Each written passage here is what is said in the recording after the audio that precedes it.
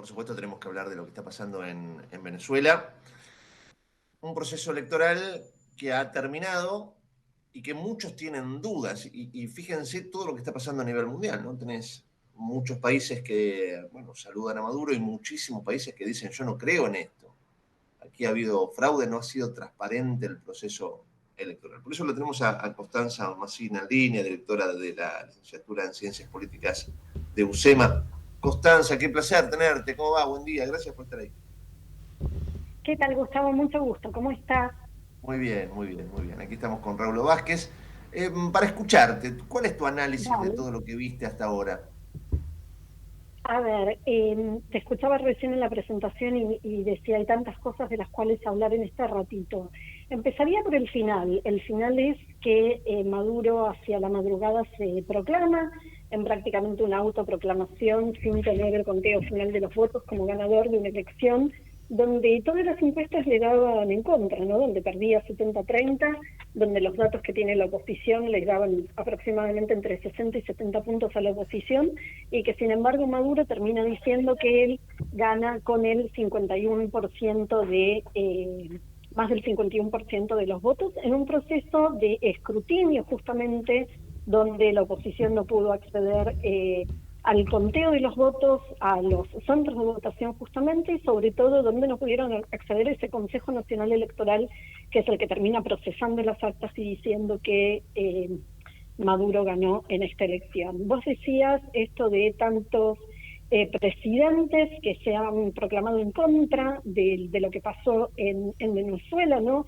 El fraude no empieza, Gustavo, en el momento solamente del conteo o todo el ejercicio de la violencia que hay anoche en Caracas con estos colectivos chavistas que salen en moto a amedrentar a la gente que se manifestaba pacíficamente. Para mí el tema del fraude arranca cuando se hicieron las elecciones internas y el Consejo Nacional Electoral, el madurismo, proscribe a la candidata que era María Corina Machado.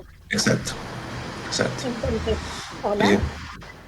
Sí, ahí quedó afuera Entonces, una candidata de una fuerza específica, la figura política de la oposición más importante, sí, ¿no? La dejaron afuera. exactamente, la figura que de alguna manera aunaba, juntaba toda la oposición y que también se puso a sus espaldas toda la campaña en contra de la dictadura de Nicolás Maduro.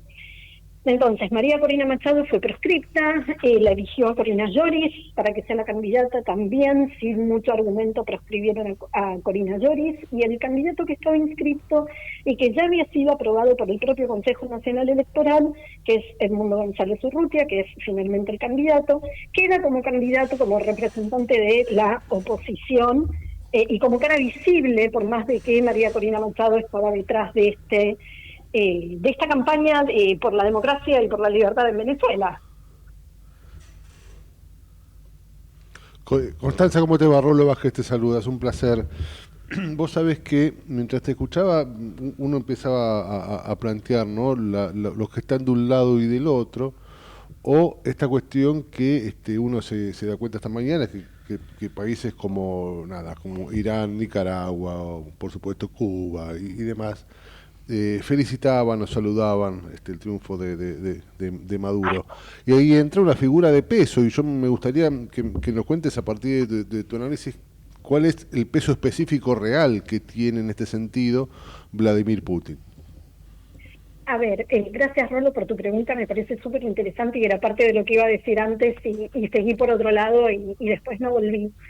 De la cantidad de presidentes que justamente le están, o mejor dicho, de países democráticos que están cuestionando esta elección y están cuestionando el resultado de esta elección y sobre todo este proceso de escrutinio, y que le están diciendo a Maduro hay que contar voto por voto y hay que revisar acta por acta, dentro de los cuales, digo, está la Calle Pou, está Javier Milei, pero también está Gabriel Boric, el presidente de Chile, que en gran medida es un aliado de izquierda, pero te diría de una izquierda democrática y moderada al lado de lo que es justamente Maduro, o el otro ejemplo que vos dabas, que es Daniel Ortega.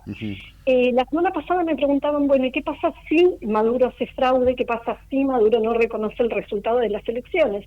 Y yo lo que decía es, bueno, primero hay que condenarlo, y en gran medida me parece que muchos países de la región y del mundo reaccionaron rápido y pronto para decir, no vamos a reconocer esto si no nos mostrás el proceso, ¿no?, con votos escrutinio, actas, y que realmente lo que vos estás diciendo sea así y estés mostrando el resultado del voto de la ciudadanía y no un número dibujado por el régimen de Maduro, por el régimen justamente chavista, ¿no? Porque en última instancia es el heredero del chavismo.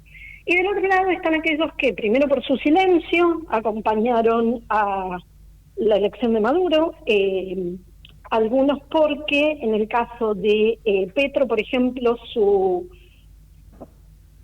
palabras fueron bastante ambiguas sobre democracia o no democracia en Venezuela y esto que representa, y otros porque abiertamente no son democracias, son países autoritarios.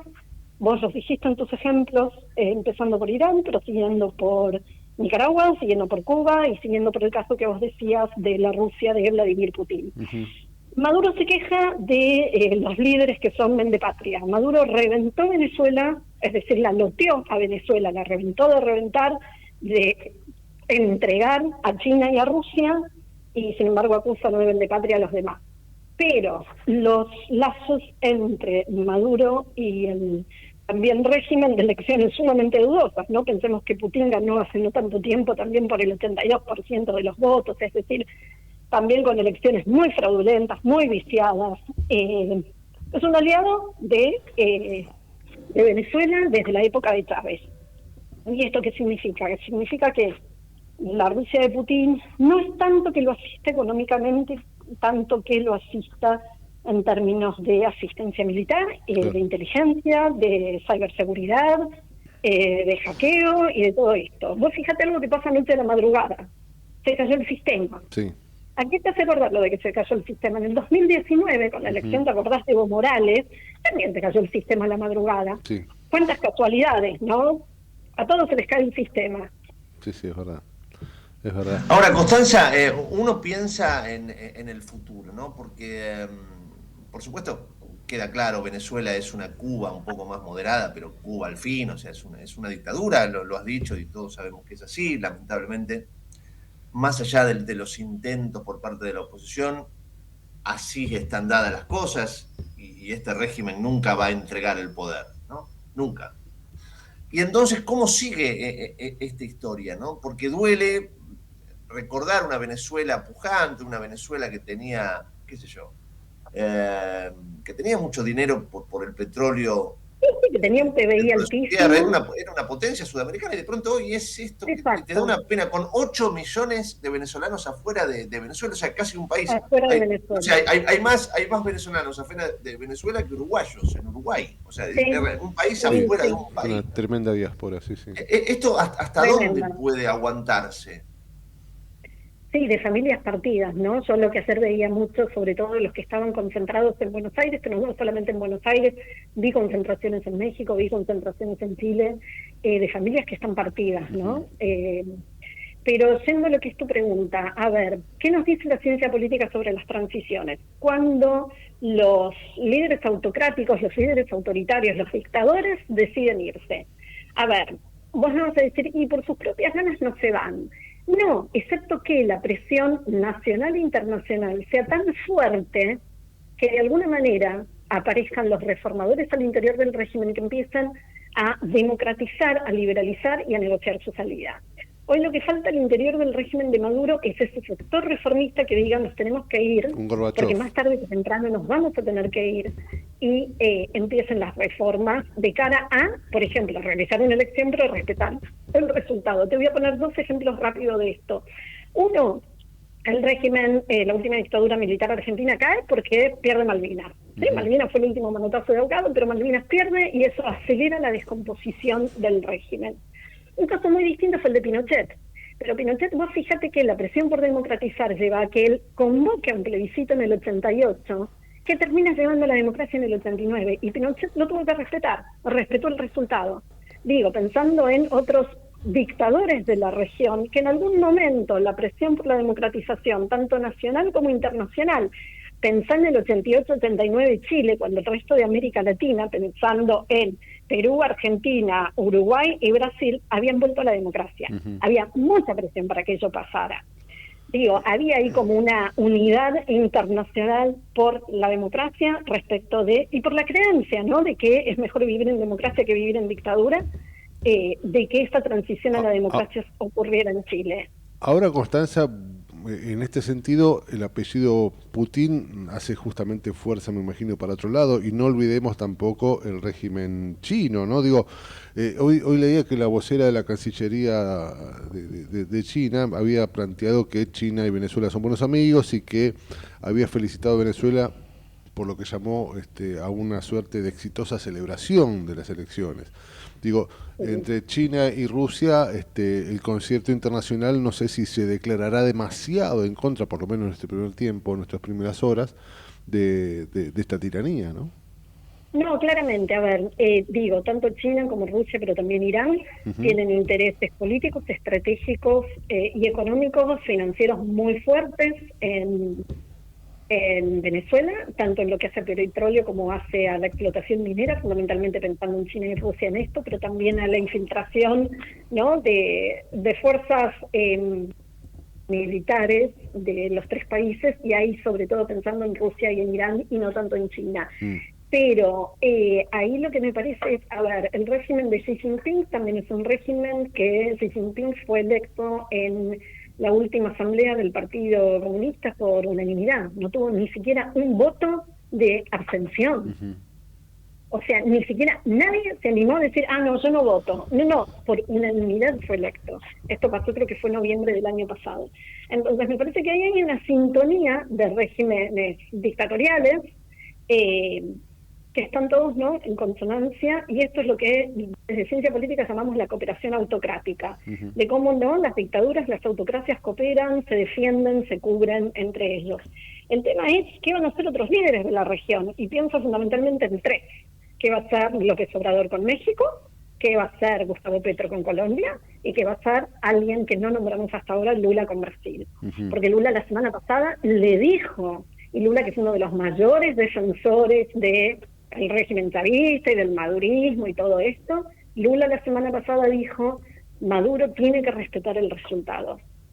Bueno, hay que ver entonces qué va a pasar con Brasil justamente, y yo diría que sobre todo con Brasil como aliado, con Colombia, con la Colombia de Petro, que está pegada y que es la que más sufre el exilio de estos millones de venezolanos que decíamos recién, ¿no? Entonces me parece que ahí... Y con Estados Unidos, Constanza, con Estados Unidos, porque, bueno, Estados Unidos está viviendo una situación interna muy particular, que seguramente, bueno, veremos en qué termina. Supuestamente, en principio, pareciera ser que sería con el triunfo de Trump. Pero más allá de eso, un gobierno que posiblemente esté en retirada, como el de Biden, o que tiene sus problemas internos, no sé si se ha expresado demasiado taxativamente, porque en algún punto dijo, bueno, nosotros creemos, básicamente, en algo cuando se nos muestren los números reales, pero no fue más allá de ahí. ¿Tiene peso eso también?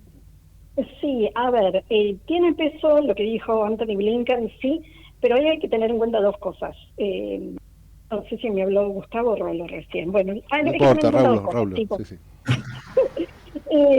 Dos cosas, chicos. Una es, Estados Unidos tiene una carrera presidencial ajustadísima de tiempo y la presidencia de Biden está en retirada, en clara retirada. Esto ya no es un pato rengo, ¿no? O sea, es un pato que ya está fuera.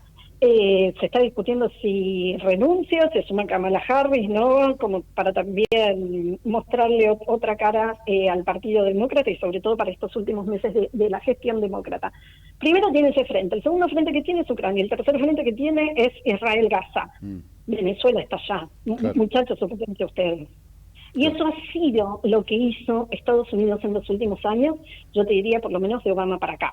Ocúpense ustedes, Lula se ocupaba en gran medida, contenía, ¿no?, las locuras de Chávez, pero así también fueron metiéndose Rusia, fue metiéndose China, y hoy ya sabemos todas las inversiones y todo lo que tiene China en América Latina. China está convirtiéndose en uno de los principales socios comerciales de casi toda la región, de casi toda América Latina. Entonces, en algún momento Estados Unidos va a tener que mirar para Latinoamérica, para América del Sur, y cuando nos miren se van a dar cuenta de, de acá pasaron cosas, y probablemente es bastante tarde, ¿no? Pero bueno, algo deberían empezar a hacer. ¿Qué tienen que hacer? A hoy no tienen mucho margen porque de cara a una elección sumamente polarizada, y que creo que se están jugando demasiadas cosas en esta elección como para decir, bueno, ¿qué hacemos con Maduro ahora? Y Maduro queda para ver, bueno, lo vemos dentro de un año. Constanza, qué placer escucharte y que nos ayudes a pensar en este panorama bastante complejo a nivel latinoamericano por lo que ha pasado. La verdad que las repercusiones pueden llegar a ser lamentables porque hay mucha bronca dando vuelta con relación a todo esto. Así que ojalá prime la paz, el sentido común, la lógica y sobre todo la democracia, ¿no? que Tal parece cual. tan vulnerable, ¿no? Constanza, te mandamos un abrazo Totalmente. grande. Muchas gracias, chicos. Un gusto, Gracias. ¿eh? Gracias. Igualmente, para Gracias. Que nosotros tengan buen tenerte. día. Gracias. Constanza, Chau, chau. para nosotros tenerte. Constanza Massina, directora de la licenciatura en Ciencias Políticas de UCEMA, una gran pensadora, una gran analista, por supuesto, dando un contexto muy claro de la situación la latinoamericana. Insisto con esto, que le decía Constanza en el cierre, ¿no? La democracia está vulnerada. La democracia quizás no sea la gran solución a todos los problemas, pero es lo mejor que hemos encontrado hasta ahora. ¿No? Quizás pueda haber en algún momento algo superador a la democracia, no sé qué puede llegar a ser, pero por ahora no está. Lo que tenemos es la democracia y la tenemos que defender con uñas y dientes, porque la democracia es lo que nos da libertad. Vos no podés tomar la democracia a tu gusto. Realmente en este caso, te diría, a diferencia de otras elecciones, los datos eran muy contundentes demasiado, con relación a la necesidad de un cambio en Venezuela, y se hablaba de un 60 y un 80%, o sea, realmente la diferencia a favor de la oposición era muy fuerte. Y de pronto se cae el sistema, de pronto no dejo entrar. Es una locura pensar en un sistema democrático donde no entran los veedores, donde no entran los testigos, donde solamente vos, como partido político, que formás parte, les duele mucho, se rasga la vestidura cuando los trata de dictadura, pero el régimen de Maduro es esto. Seguro. ¿No? Pero bueno, vamos a poner solamente régimen. Solamente las personas dentro del régimen miran las urnas, miran los telegramas, una locura. Cuentan los votos, ya sabés que el resultado cuál va a ser. Tal cual, es una locura, una locura. O sea, digo, es una vergüenza, es una vergüenza mundial. Sí. Realmente es una vergüenza mundial. A mí me gustaría... Sería mejor que hacer lo que hace Cuba. Bueno, a partir de ahora somos un país comunista que hacemos una elección interna y... Sí, por lo menos son más sinceros, ¿no? Por lo menos, claro, bancátela, sí. Pero no me dibujes una democracia que no existe. Sí. A mí me gustaría saber, no, más que saber, me gustaría un poquito más de protagonismo de una entidad que a veces uno siente que está solo en la página web, ¿no? La OEA, la Organización de Estados Americanos, dijo, ni siquiera un documento, ni siquiera una expresión posterior a estas elecciones, me resulta por lo menos llamativo. Bueno, lo que pasa es que también hablemos, pero... el tablero de la política es complicado. Tampoco podés forzar, porque eso, recién hablabas de Rusia, hay poderes económicos muy fuertes. Claro, China ni más ni menos que Rusia y China. O sea, bueno, podés decir, bueno, a ver, ustedes tienen que ser democráticos o van a ser democráticos a la fuerza, porque eso genera un montón de cosas. Seguro. Y después lo va a pagar la gente, lamentablemente, porque no, lo está pagando, lo está pagando hace 30 años, por supuesto. Esta mujer con la que hablaba Caro Moroso, que dicho sea de paso hizo una tarea excepcional, muchos estúpidos se preguntan por qué no está en el centro del electorado de Maduro transmitiendo en vivo, porque ni siquiera la televisión venezolana podía estar, claro. O sea, realmente la tarea periodística de Caro es maravillosa. Podés transmitir de donde podés y te podemos ver por donde te podemos ver. Sí. Más porque es una muestra más de la tiranía esa, ¿no? Por eso, entonces digo. Pero por ahí pasa la cosa, ¿no? Por ahí pasa la cosa. Sí. Pero la gente lo va a seguir sufriendo. No poder violentar. Claro. Y la gente lo va a seguir sufriendo también por la cuestión de que a esto después se va a imponer, me colgué. Me fui con Caro y me colgué en lo que quería decir. En esa señora, ¿no? En esa jubilada, paciente oncológica que cobraba $3 de jubilación. $3. Y ahora la economía está dolarizada en Venezuela. O sea, una hamburguesa te sale $1.50. O sea, la jubilación de esta mujer le alcanza para 2 hamburguesas. Sí, se acaba la jubilación. Tremendo. Sí. Sí, eso es el acabose. Y a eso iba, porque seguramente después de esto muchos de los países de la región tal vez impongan una suerte de bloqueo y va a hacer que la gente siga teniendo necesidades, muchas más de las que tiene hasta ahora, ¿no? Porque la manera de contrarrestar la tiranía es quitarle la posibilidad de generar poder, y la posibilidad de generar poder a veces está también por el lado del dinero. Así que nada, se vienen momentos Bravo. aún más complicados, me parece.